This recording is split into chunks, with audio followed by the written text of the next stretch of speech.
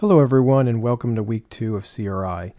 I first want to start it off by going over what is going to be due this week and just an overview of the entire week. So to start off is our project is going to be under controls. So the difference in this class is that each week the project does not carry over to the other one. So you're going to have a whole new scene to work off of. It will be the rabbit character and it will have the stuff from the week before, but if you made any mistakes or if there's anything from the prior one that wasn't quite right, you don't have to worry about that contaminating this one. These are all self-contained different, rigging mechanisms, so they don't technically have to be in the previous one. As long as you understood what's going on there, everything should carry over well here.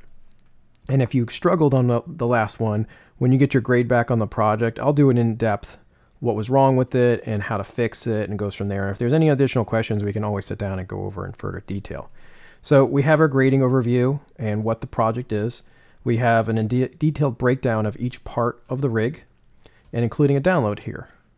The download includes a rubric, just like the last project, and we have that our shoulders are worth 10%, that our arms are worth 15, our hands are worth 25, our legs are worth 30, the IKs are worth 10, IKFKs, and the cleanup is worth 10% on here. So that brings us to the other things in here, and that's actually the assets. There's actually 2 assets in this one. This is the only project this month that's going to have 2 assets in it. The rabbit and the IKFK. So the rabbit here is pretty much has the body rigged. He is a proxy version of his character. It means he's a cut up geometry. As you can see big gaps and everything like that. Everything's connected and the controls in the body work. They're all clean and set up and everything. We're going to rig the shoulders, the arms, the hands, and the fingers along with the legs in this scene. And I'm going to show you a breakdown of what it looks like when it's finished in a second. Then we have a second file here, an IKFK scene file. Now, typically most rigs that you're going to come across will have IKFK systems in the system, but that's really more than a week's worth of time on here. And I want this to be done, and I want you to have a finished animatable rig by the end of the week. So what I did is I have a separate scene to practice IKFK, and if you're a rigging student or if you're an advanced student moving forward, I'll normally press that you actually do additional IKFK work so that you really get it down. But this is more of exposing you to it.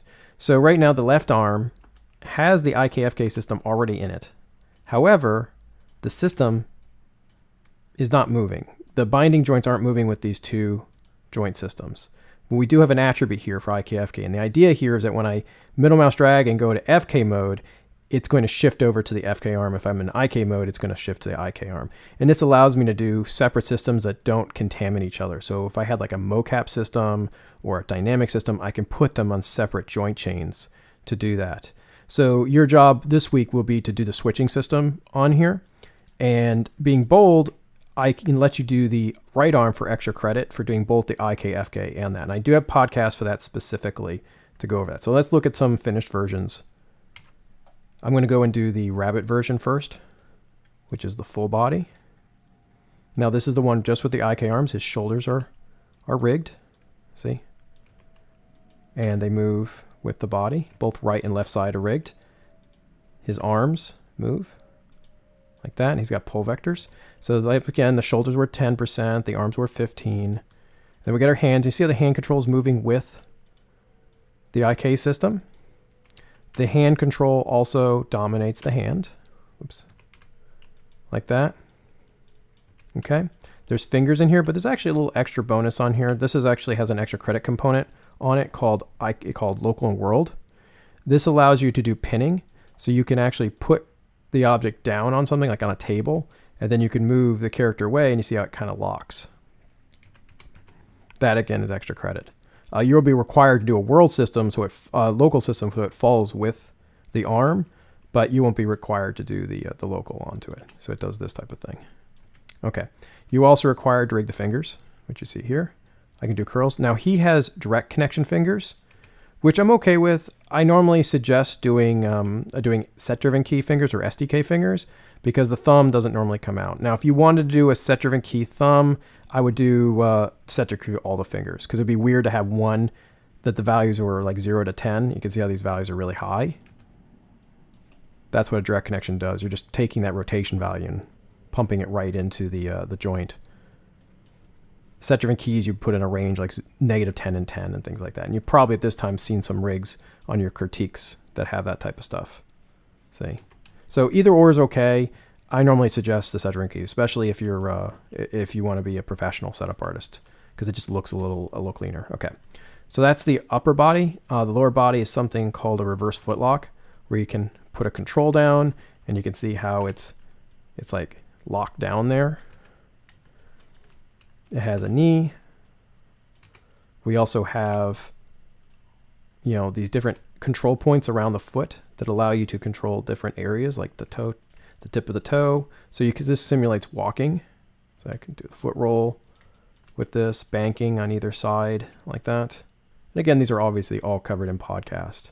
So this is most of the project. 90% of the project is right here. You do your upper body, your lower body, and then you have your cleanup system, which is, you know, moving everything around, having your hierarchy cleaned, not allowing the geometry to be selected, joints invisible, IKs invisible, controls colored based on their side, and attributes locked and hidden that you don't need to animate. For instance, like you don't need to scale the feet. You don't need to translate the hand because they're only rotating on those things. So that's the main Rabbit file. That's most of the project's grading. And the IKFK in this one, the finished one here, this one does have the extra credit represented. Again, only the left side and the switch is required on here. So I move this down like this. You see it's moving with the IK arm. I go into the hand and you see I have IKFK. If I click on it and middle mouse drag, it goes in FK and I can switch back and forth.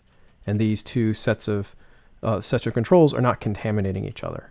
This side is actually rigged. This one actually didn't rig the hand, which I'm okay with. I know if you can rig it on the other one, you can rig it on here, but you can see I can move these around and it's not moving. And then I go into the hand control and I can switch back and forth like that.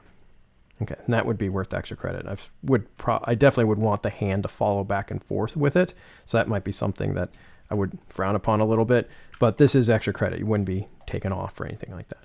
So that's pretty much the projects are here. The last thing I want to do is just, you know, reiterate the structure on here. Crates are the projects.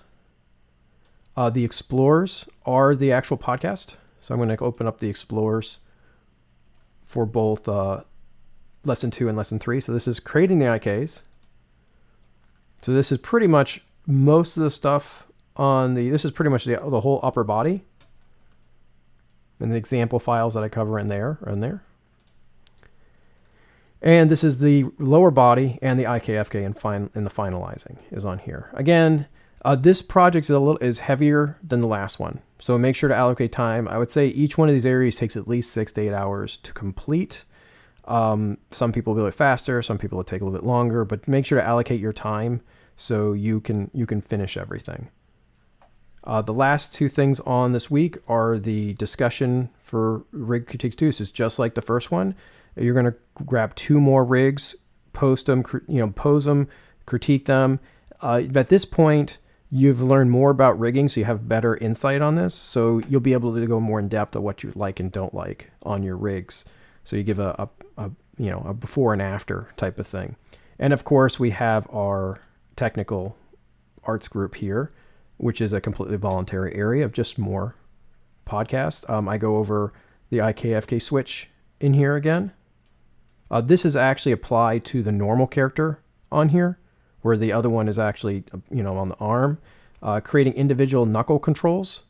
So if you just want to, move just one knuckle, you can do that. Doing pinning systems in more detail. Some of these are outside sources. There's some really good sources on here. This is something as a setup artist you really need to focus on. I will also suggest, even if you're not interested in technical arts, you should check out this ZV Parent Master for you animators out there, because it is an amazing way of connecting a prop to a character and then letting it go, like throwing a baseball. No more visibility swaps. It's amazing. It's a pretty old script, but it's amazing. Different spine systems. This is actually the stretchy system on the back. Typically, I would have put this in here, but this is just not enough time to do it this week. So this is something you could definitely research more. There's another system called ribbon spines that is a more advanced version than that.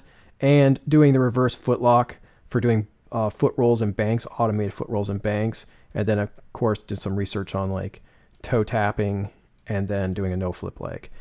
So that's pretty much it for the week. I know this one went on a little bit longer than I normally do, But if you have any questions, don't hesitate to email me, and good luck.